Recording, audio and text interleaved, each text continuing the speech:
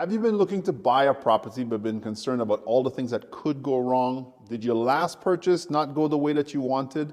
Are you in the market to buy again? Today, we're going to go through 6 common mistakes I want you to avoid when you're buying your next property. Drew Allum here with the Calgary Home Sale Channel. I am a realtor in the city of Calgary, Alberta, and if you want more home buying and selling tips, go ahead and subscribe to the channel and click that notification bell so you don't miss any of our upcoming videos. Over the years, I've worked with a lot of buyers, either for investment properties or for their personal residences. There are a few common mistakes that can come up. Here are 6 of the most common ones. Number 1, you didn't investigate the neighborhood. Do you know someone who moved into a home only to discover that they hated the area? Every year I run into clients who, when asked why they're selling, they tell me that the current home wasn't what they had hoped it was going to be when they moved in. Many who moved in from out of town, especially during the pandemic, may soon find themselves in a similar position. Some are even staying put or moving back to where they were before the pandemic. More than a third of Canadians felt that their commute was too long, according to a 2019 survey. To avoid similar regrets, investigate the neighborhood thoroughly before buying. Are there amenities that you'd like and expect to have? Check out the local commercial area, talk to neighbors about schools and community centers, and either walk around or do an online search to find daycares, coffee shops, and restaurants. If you've got a family, look for kids' toys and swing sets on the lawns or even trampolines in the backyards, for example. Chances to move where neighbors are much like yourself and, of course, a place that you'll actually love. Now, if you move into an area and it doesn't hurt to take a look at crime statistics as well, the City of Calgary website and Calgary Police Service publish monthly statistics. So don't just discount a community or a neighborhood because of what somebody who told you, especially if that person doesn't even live in that community. Take a look at those statistics and find out what's really going on in the community and determine if it's the right community for you. Number 2, you didn't ask for comparables. Now, I can't imagine a single real estate agent that wouldn't give a potential buyer a list of comparables. That is, a list of homes that have sold recently in the neighborhood or area you're considering. However, take a close look at what those comparable homes actually are. Here in Calgary, in Acadia, in the southeast of the city, for example, homes are around, let's say, 1,000 to 1,200 square feet, older bungalows. Yet today, there's about a $200,000 to $300,000 price range that a home on the same street can sell for, depending on the renovations that have been done on the inside. So for example, are you in the market for a bungalow in the northwest of Calgary with an attached garage? I'm in a bungalow right now with 3 bedrooms up and a walkout basement backing onto a pond. Would that be considered comparable to one that's actually out on the drive without a walkout basement? Potentially. If I were the seller, I might try to tell you that this is what it was. It might not necessarily work out for you. A good way to avoid this is to request exactly what you're looking to see. If you're shopping for a 3-bedroom home with 2 bathrooms, ask to see sold listings that match these parameters and then expand your search so you can properly assess the property and the area. A good realtor will happily accommodate these requests and help you understand the difference between the prices. But at least you'll know you are comparing apples to apples when it comes to buying your house. Now, number 3, you didn't get pre-approved for a mortgage. If you are a serious buyer, get pre-approved. It's as simple as that. You can even do it online and compare rates too, or talk to a mortgage broker over the phone. But there are still home buyers who are out there and don't get pre-approved for a mortgage before they start shopping.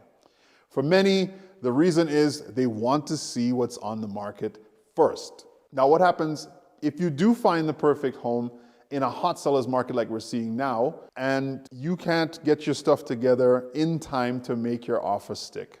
You could lose out.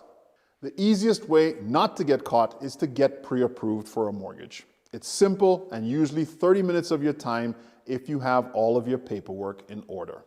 Number 4, you forget about closing costs. When you sign and finalize a purchase agreement, the down payment and the purchase price are not the only two costs to take into account. As a buyer, you'll have to factor in other closing costs. A short list of what to consider includes things like home insurance premiums, adjusted utility and property tax, legal costs, title insurance, mortgage setup costs, and depending on where you live, land transfer tax. Thankfully, we don't have that here in Alberta. To help you track these closing costs, consider using checklists and online calculators. There are plenty of online calculators and resources that are convenient and easy to use, from a guide to understanding closing costs in general to mortgage calculators that help you estimate mortgage default insurance premiums. If you can check all of these things off that are associated with the purchase, then you are on your way to becoming a homeowner and likely ready to move. If, however, these are still things that you need to consider and work still needs to be done, don't worry. You can always keep saving until that time comes for you. There's no reason to rush the decision. Number 5, you didn't bother with a home inspection. Right now in Calgary and in many cities across Canada, the market is hot. And in a seller market like this, a request for a home inspection can mean the difference between winning a bidding war or losing out. Now, in a more balanced market where sellers scramble to attract buyers, always include a condition to inspect a property in your offer. The few $100s that you're going to pay is well worth it.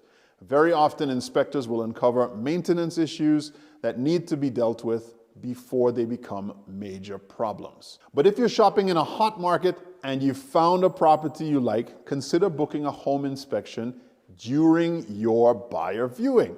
It may take longer on your viewing, usually about 2 hours, but that way you'll be one of the few, if any, who go into a bidding war knowing that your inspection is already completed.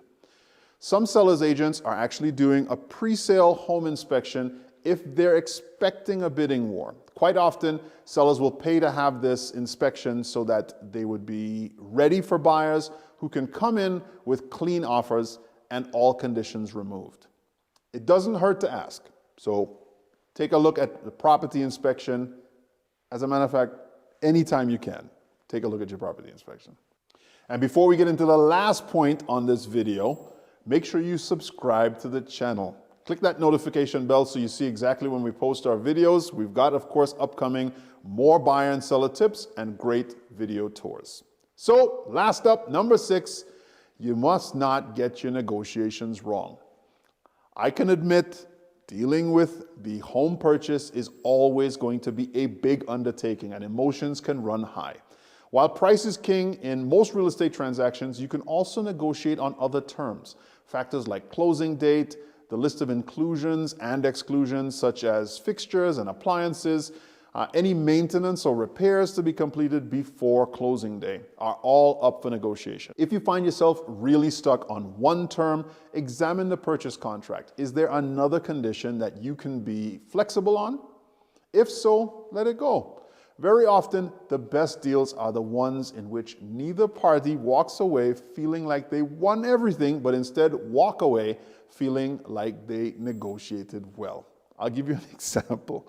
For every buyer that didn't negotiate and get everything that they needed on a purchase, there's also buyers who lose out on deals because they're more interested in winning the negotiation at that time, and they end up losing the deal altogether.